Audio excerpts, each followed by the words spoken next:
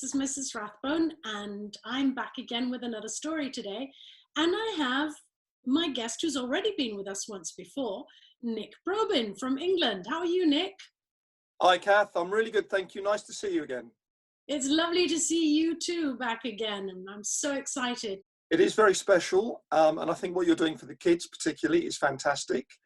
And I just thought this particular story has one which has got a nice moral twist to it, and hopefully everyone will enjoy. Oh, I'm glad. Well, I tell you, I get great pleasure out of sharing these stories, and I love reading the stories with friends and others who are interested in doing something for children. So thank you very much. Pleasure. And let's just jump right in if everybody's ready. This is a story that comes from Germany, and it's written by the Brothers Grimm. The Brothers Grimm wrote a lot of stories, and this one is not one of their most known ones, but it's charming. This is the Elves and the Shoemaker. There was once a shoemaker who worked very hard and was very honest, but he still could not earn enough to keep a living. And at last, all he had in the world was gone, save just enough leather to make one last pair of shoes. Then he cut his leather out, all ready to make up the next day, meaning to rise early in the morning to his work. His conscience was clear and his heart light amidst all his troubles. So he went peaceably to bed, left all his cares to heaven, and soon fell asleep. In the morning, when he had said his prayers, he sat himself down to his work, when, to his great wonder, there stood the shoes all ready made upon the table. The good man knew not what to say or think at such an odd thing happening. He looked at the workmanship. There was not one false stitch in the whole job. All was so neat and true that it was quite a masterpiece. The same day, a customer came in, and the shoes suited him so well that he willingly paid a higher price than usual for them. And the poor shoemaker with the money bought leather enough to make 2 pairs of shoes. In the evening, he cut out the work and went to bed early, that he might get up early and begin the next day. But he was saved all the trouble, for when he got there in the morning, the work again was already done. Soon in came buyers who paid him handsomely for his goods, so he bought more than enough leather to make 4 pairs of shoes. He cut out the work again overnight and again found it done in the morning. And so it went on for some time. And what was got ready in the evening was always finished by daybreak.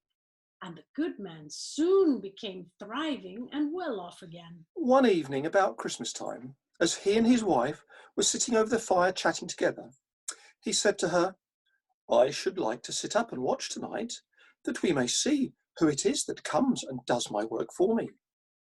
The wife liked the thought, so they left a light burning and hid themselves in a corner of the room behind a curtain that was hung up there, and watched what would happen.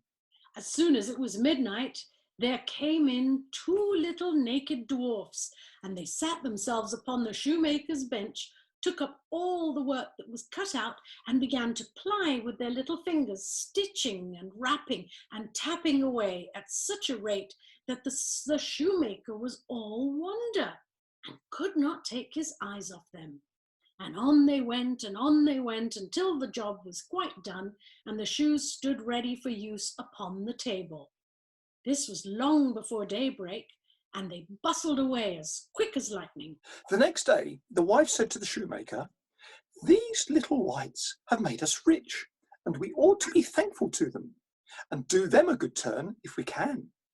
I am quite sorry to see them run around as they do, and indeed it is not very decent, for they have nothing upon their backs to keep off the cold.